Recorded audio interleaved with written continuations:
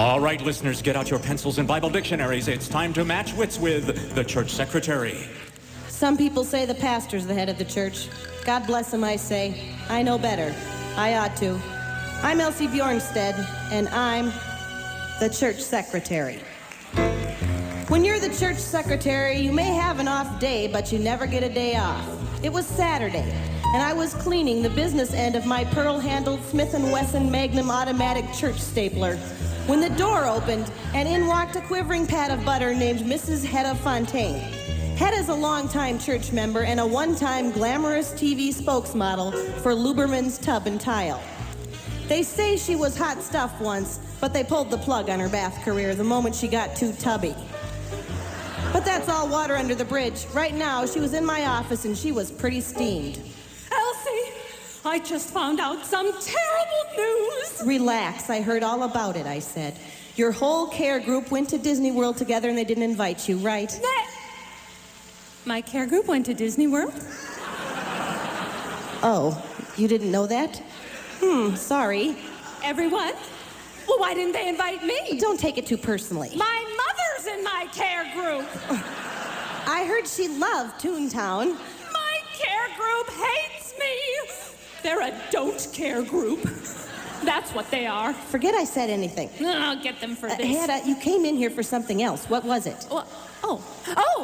It's my son, Matt. This morning, he told me he can't sing with the men's quartet in church tomorrow because of his throat. It was going to be their debut, wasn't it? Too bad. Did he lose his voice? No! Matt's voice isn't lost. It's been stolen! The other members of the quartet are behind this. I know it. Even now, they're replacing my Maddie with Dougie Wilson, his arch tenor rival. I see. Hedda, when you sold tubs and tiles, did you breathe in a lot of ammonia? Yes, but the doctor says I have lots of brain cells left. But this is on the level, I am telling you. Those other boys in the quartet wrecked Maddie's vocal cords. Maddie, listen. He has the finest tenor voice in the choir. You've heard it, haven't you? Yes, I can almost hear it now. He stands next to Dougie Wilson, and they never miss a Sunday. And now, the day before his vocal debut with the quartet, Maddie's voice is gone! Sounds painful. It is. And it's spooky. Maddie's voice was always healthy before yesterday. What happened yesterday? I don't know. But he was with the other members of the quartet, and whatever they did, it has changed Maddie's voice forever. Or for a few days, anyway. But it's not good. But why would the other members of the quartet hurt Maddie's voice? Jealousy, fear. You may think you're a hotshot singer, but what do you look like when you stand next to Luciano Pavarotti? Well, I'd look a lot thinner. Elsie, if you can prove that the men's quartet conspired to keep Maddie out, they'd have to bring Maddie back, and it would kick out that imposter, Dougie Wilson, for good. Please? Of course I took the case. Hedda might be a drip, but I had a sinking feeling that something about this didn't hold water. And I was going to get to the bottom of it before Matt's chances went down the drain. I found the 3 members of the quartet in the choir room. There was Dennis Bensley, the bass. Hello. Vince, the whistler Swenson, the baritone. Hello, Elsie. And Smitty Smith, the... What's your voice called, Smitty? Well, it's higher than a baritone of... Smitty has trouble concentrating. I'm sorry, what did you ask me? It's okay, Smitty. Listen, boys, I'll cut to the chase. Matt Fontaine is a little hoarse, and I think you guys are behind it. That's a low blow, Elsie. You said it, Dennis. Yeah. What are we talking about? So, what happened with Matt yesterday? Nothing. We took him water skiing. It's May in Minnesota. The lakes still have ice on them. Oh, he'd be fine if the boat hadn't run out of gas.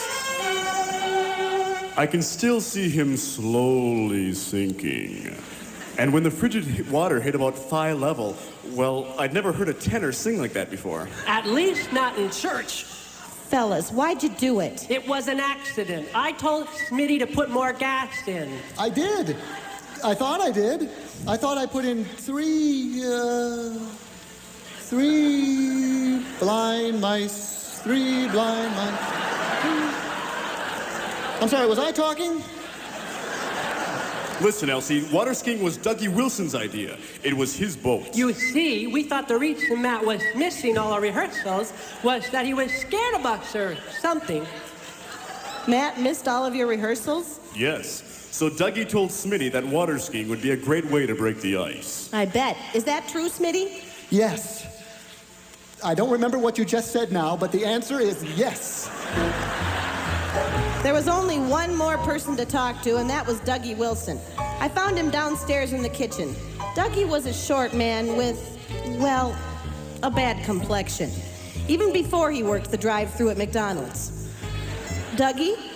Hello? May I help you? I won't mince words. Did you try to sabotage Matt Fontaine's voice to get into the men's quartet? No, never. Why not? I don't want to be in the men's quartet. Go on. I don't want to be seen in public. It's my complexion. Dougie, it's not that bad. Well, you're very nice, but face it, I've got more whiteheads than a Lawrence Welk orchestra. Oh, you poor kid. That's not funny. Oh, I don't mean poor as in poor.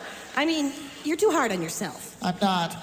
It's the truth, but it doesn't matter. I knew they'd come for me sooner or later. Why? This church won't have a quartet unless I'm in it. I went upstairs and found Hedda. Now I knew I could crack this case. All I had to do was prove that one of these singers was lying, and I knew who it was. Do you know the mystery of the tongue-tied tenor? Stay tuned for the exciting conclusion of Church Secretary.